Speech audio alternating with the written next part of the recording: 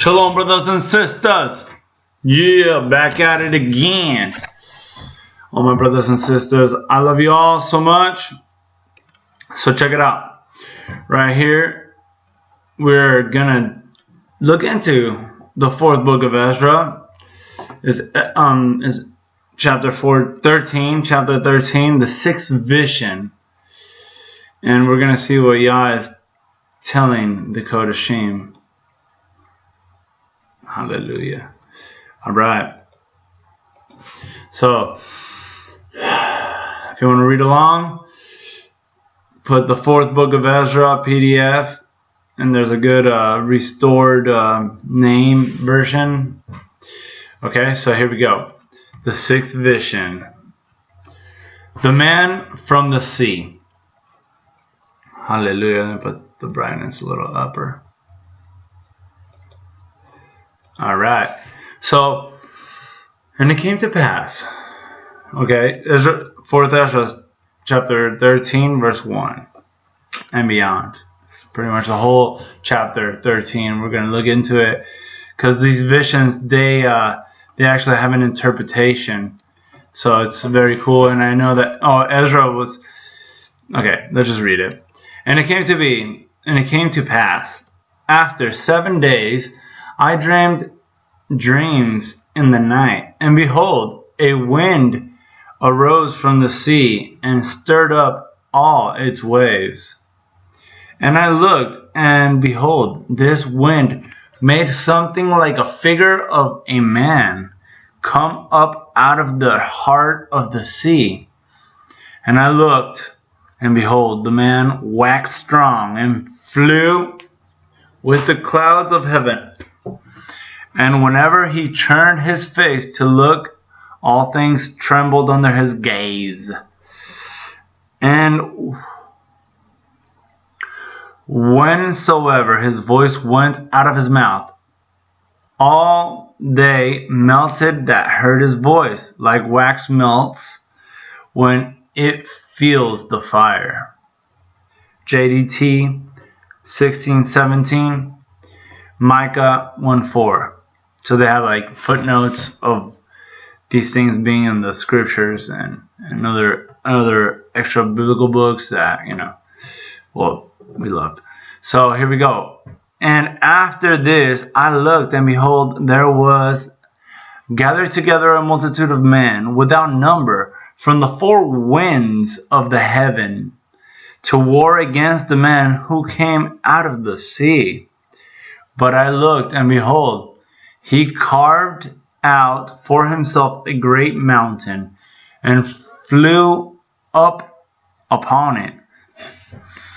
But I tried to see the region or place from which the great mountain was carved out, but I could not. And after this I looked, and behold, all they which were gathered together to wage war and subdue him were sore afraid, and yet dared to fight.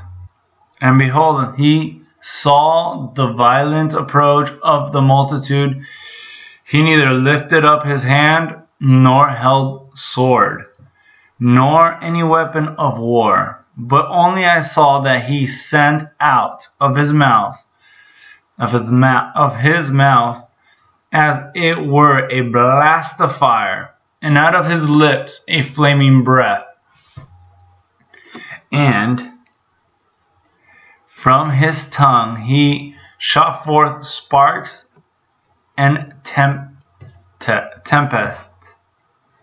And they were all mixed together, the blast of fire, the flaming breath, and the great tempest. And I fell on the onrushing multitude which was prepared to fight, and burned them all up. So,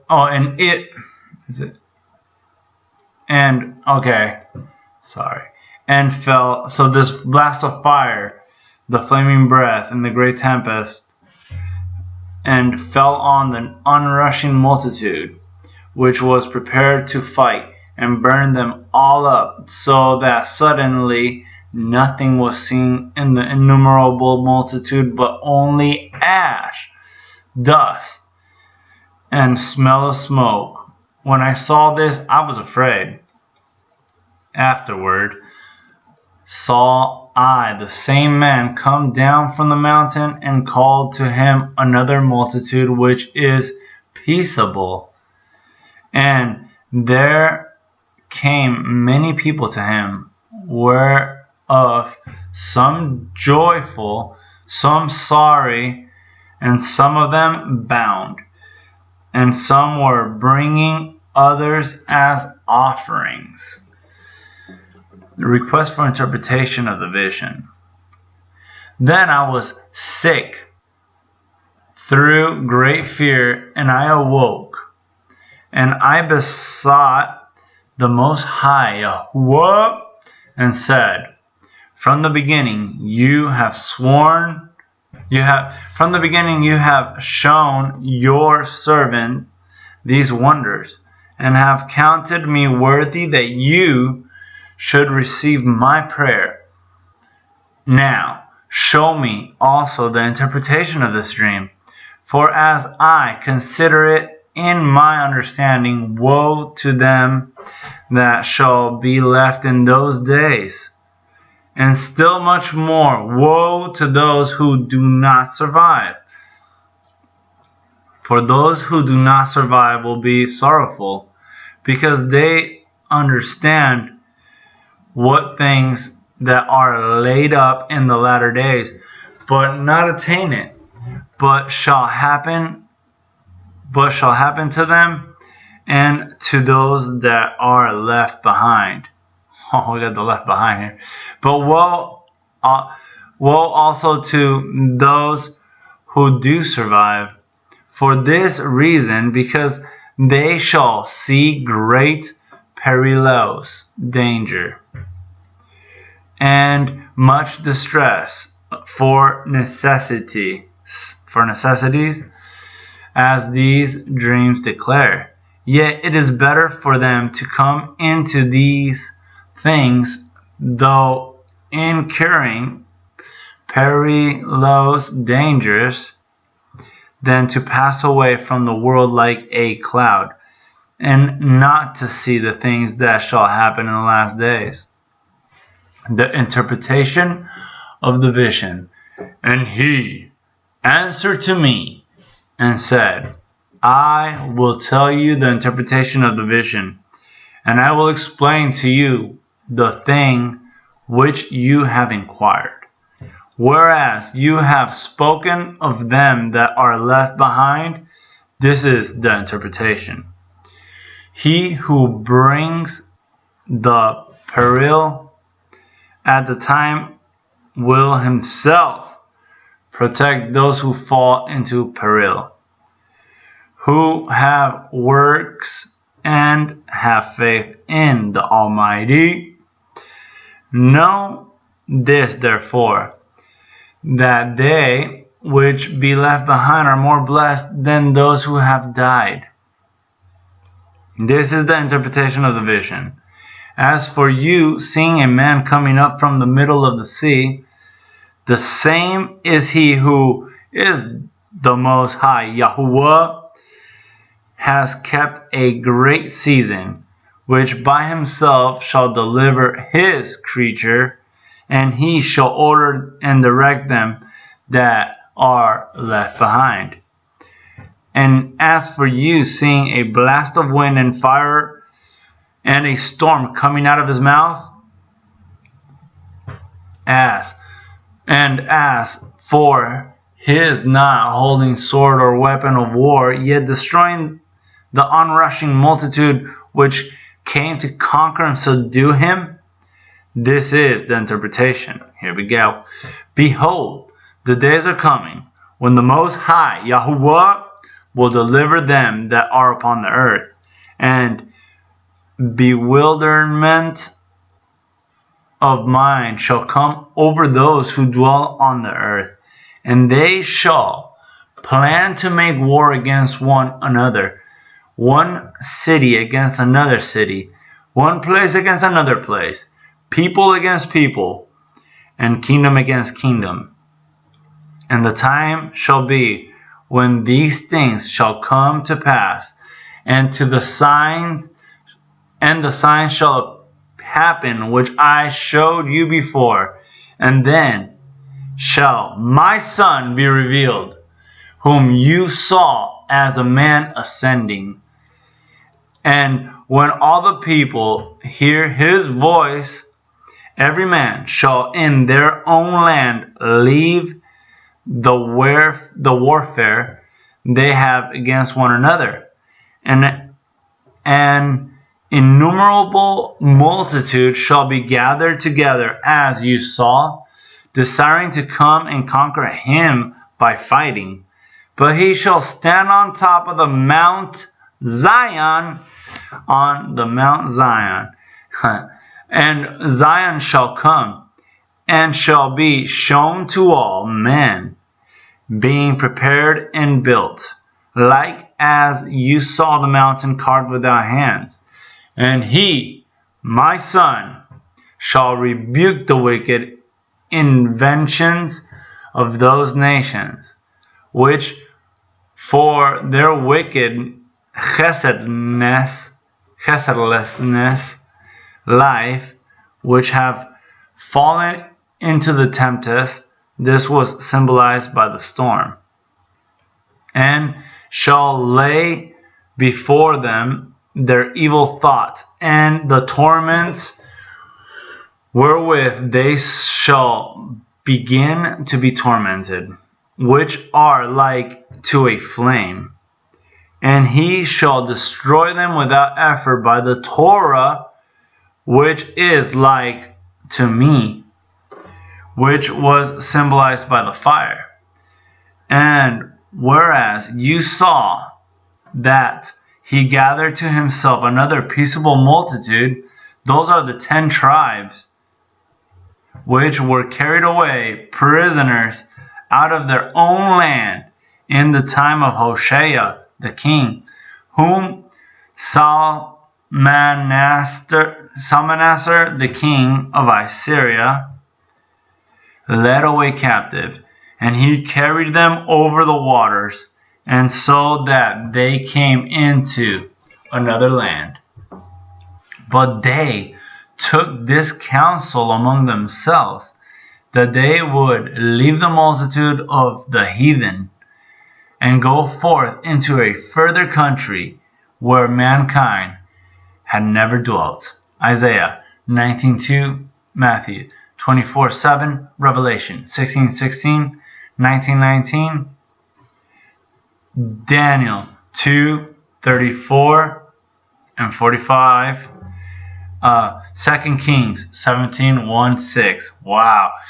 That they might there keep their statutes, which they never kept in their own land. And they went in by the narrow passages of the Euphrates River. For Yahuwah, the Most High, then shows signs for them, and held still the flood until they have passed over. Joshua 3:14 and 16. For through that country there was a great way to go, namely of a year and a half, and that country is called Arzareth. Then dwelt they there until the latter time. And now, when they shall begin to come, the Most High, Yahuwah, shall stay the springs of the stream again, that they may go through. Therefore saw you the multitude gathered together in Shalom. Isaiah 11:15. But those that be left behind of your people are they that are found within my borders shall be delivered.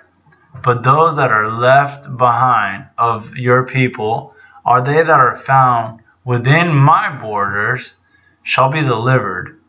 Wow. Now, when he destroys the multitude of the nations that are gathered together, he shall defend his people that remain. And then shall he show them very many great wonders. Then I said, O sovereign Yahuwah, that bear rule, explain this to me. Why did I see the man coming up from the middle of the sea?